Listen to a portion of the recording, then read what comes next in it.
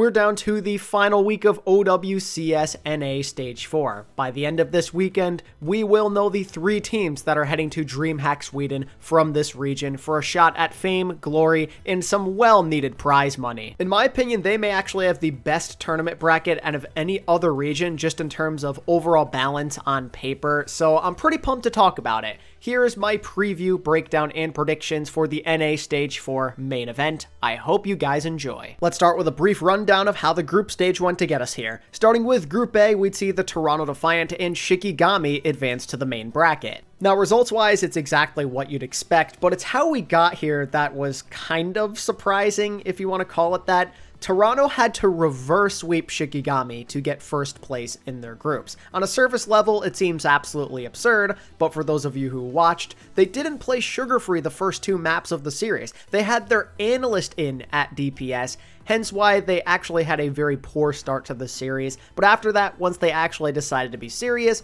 that was that. They won the series with ease. Now, usually this is something that I'd point and laugh at with Toronto, but clearly they don't care, so it's not even worth mentioning. It's what happens after where things become more interesting. If they struggle when they actually try, then we'll have a different problem to discuss. As for Shikigami, I'm proud as hell of them. They finally made it through the groups after multiple failed attempts. After the heartbreak that we witnessed in Stage 3, they bounced back big time and they did what they had to. It's a little sad that Toronto were basically mocking them, but against the other teams in the group, they looked good out there. They looked decisive and those matches were not even close. And while the performance that we're likely going to see from them in the tournament bracket will be less than desirable, it's just cool that they made it here finally. After the heartbreak of Stage 3, after starting off with that humble beginning, the most exciting part of the team being Sexy Man 69 at tank in Stage 1, they've come such a long way, and that's gotta feel very satisfying for this franchise. Even though the team that they've assembled is a lot different than before, it's just great to see that progression. What better time than right now, you know? And they may even have a chance to get through the first round of the upper bracket, knowing that they're playing fluffy Dreamland in round number 1. There's no guarantee there, but they are beatable at the very least, especially when you have the talent you're working with Sun Jun at DPS, with Anyun holding it down at flex support, with Solo having some good performances on tank from time to time, not to mention that it always seems like these Fleta-led teams with him at coach just find a way to be successful somehow. I don't know how he manages to be relevant always, but here he is with this squad ready to fight. And things would continue to be interesting in Group B, seeing as Fluffy Aimers would come out on top over NRG to get first place in this group. No pun intended when I say that's a pretty shocking result. It's not to say that NRG were invincible. We know that they still are a relatively new roster, but now that they've had more time to work together, you'd expect some of these hiccups to go away, and it just didn't against Fluffy. They got outplayed in that series. They didn't just lose it. I mean, they lost 3-1. And before addressing some of those potential issues that NRG's facing right now, we need to give credit to Fluffy where it is deserved, because they played extremely well during the groups. In that matchup with NRG, they were locked the hell in. Ryan was a menace on Tracer, finding consistent picks on that NRG backline. We saw Astro have some clutch moments on the Junker Queen, and it seems that adding Renko into that support rotation has made them a bit more consistent. Fluffy look really strong. We saw it last stage as well. They were competitive then when they were able to upset Citrus. This is the second stage in a row where they're walking away as the top seed in their group. Very impressive stuff. More on Fluffy later. For now, let's turn our attention back to NRG, cause man, going down the way they did is simply unacceptable.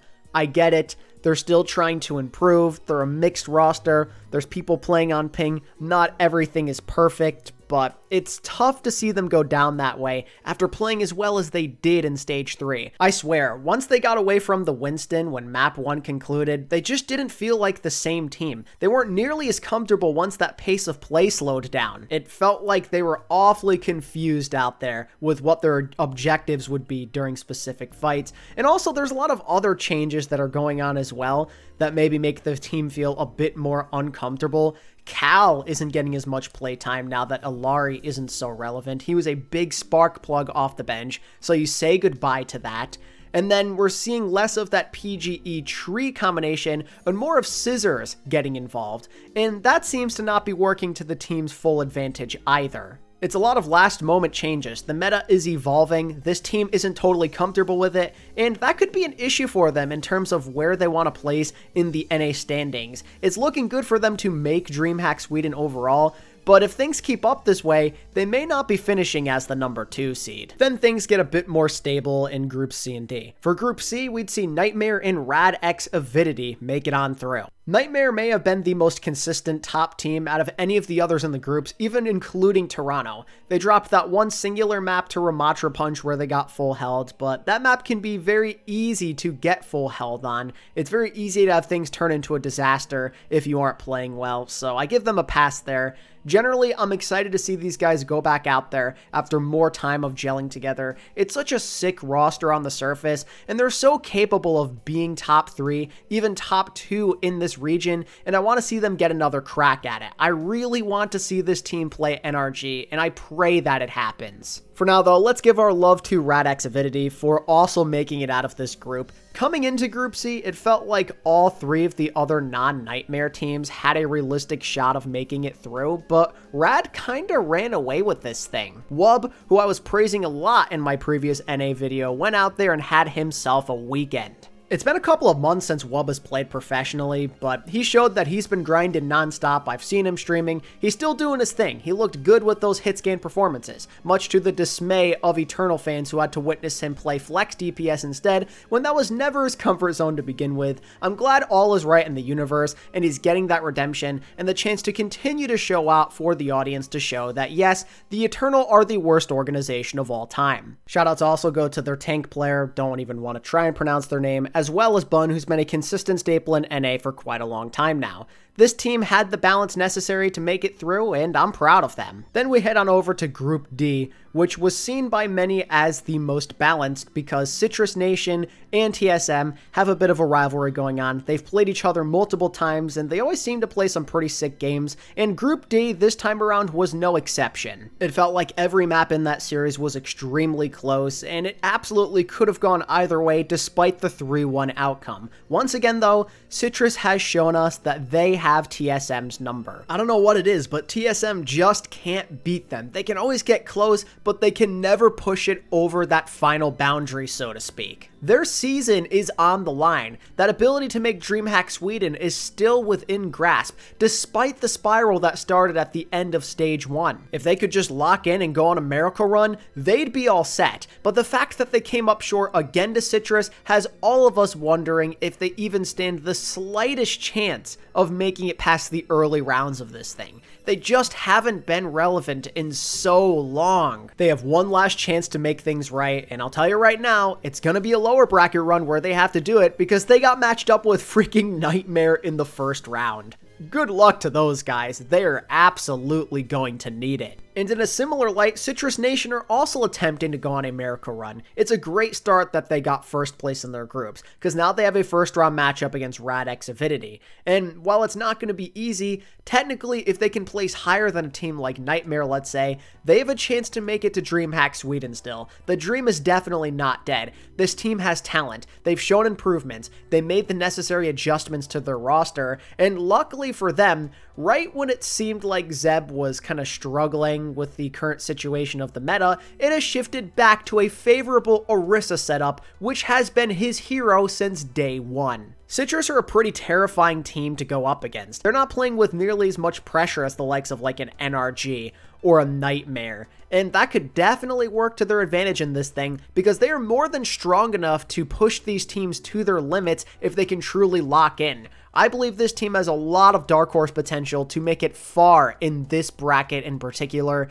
and I am really looking forward to watching them take the field. And that basically sums up how the groups went and how you can generally look at all of these teams as we go into this final portion of North America.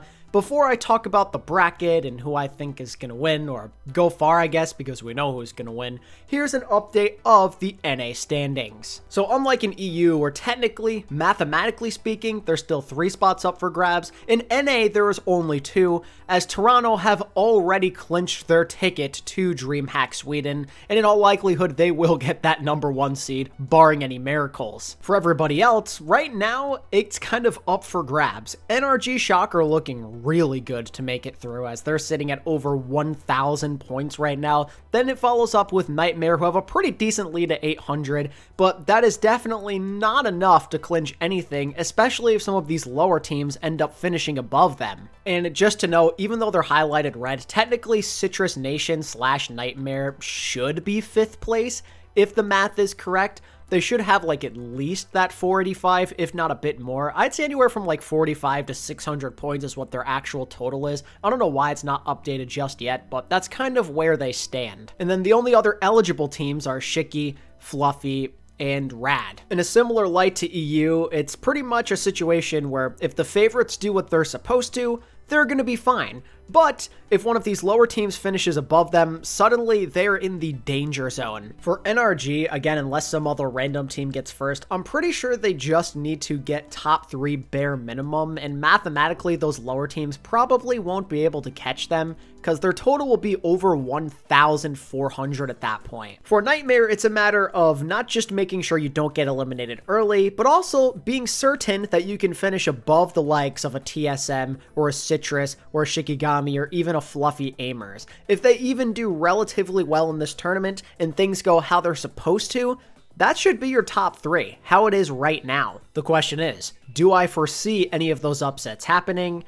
Well, no. Unless Toronto decide they don't care, they're just winning it. And I won't lie, that's a realistic possibility, just knowing that they already have 1st place locked up. Like, maybe they won't try once they make it to the upper bracket finals or grand finals, but I don't want that to happen. I want to see Toronto be dominant. Knowing how NA has gone for them, they always have that one hiccup match, and I suspect it might happen when they get to like the upper bracket or maybe even the 1st round against NRG. They're going to have one of those games where they either lose or it goes the distance for like no reason at all, but I think this time around they won't be taking any L's. I believe that it's time for this team to lock in. We are finally at the moment of truth. Dreamhack Sweden. This is what they've been working towards all season, and they know they have to lock in. They can't afford to be messing around. They need to win convincingly so people not only stop making fun of them, but that they also stay sharp as we head into the next month. Maybe I'll regret that choice knowing the history of NA thus far, but I'm gonna believe in them just this one time. Surely it can't keep happening, right? Surely not. Clueless. As for who I think is going with them to Dreamhack Sweden, I'm all in on Nightmare and NRG making it on through. They're clearly the 2 and 3 in my eyes. They're interchangeable as to where they can go,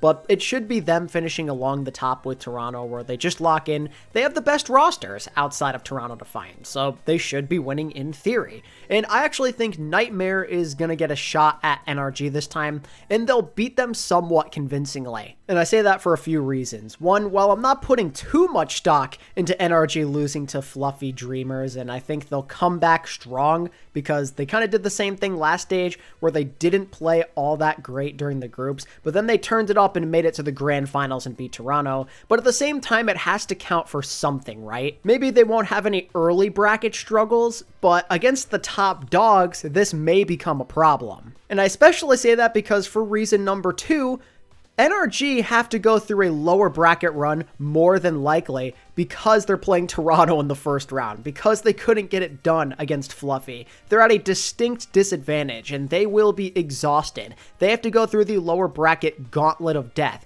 Whether it looks easier or not on paper does not matter. I mean, we're in a situation where they may end up getting a rematch against Fluffy Aimers. And something tells me if they run into them again, it's going to be a tough match. Maybe it's because Fluffy have the confidence to beat them now, or maybe it's because they continue to struggle, but I would not be shocked if that series like goes the distance literally for no reason at all. but in the end, I think they'll survive. They'll do enough. Maybe they'll run into like Citrus as well, but they'll beat all of them and they'll make it to that upper bracket final. But by the time they do, I believe fatigue is going to set in, and genuinely, I think Nightmare still can be the better team. I didn't get to watch them play against each other during Stage 3, and that was really important. I think just knowing right now with where things stand, it could go either way, but I'm going with Nightmare to beat NRG to prove to the world they are the second best in NA. I still feel like they're a good matchup. It's Infected's former team. He knows their tendencies well, and I think they'd have the better synergy in a matchup, and they'd be able to take advantage. As for like the rest of the stuff going on with this bracket, I mean, the upper bracket quarterfinals is actually kind of sick. I feel like all of the matches, maybe outside of Citrus versus Radx Avidity, feel pretty even on a surface level.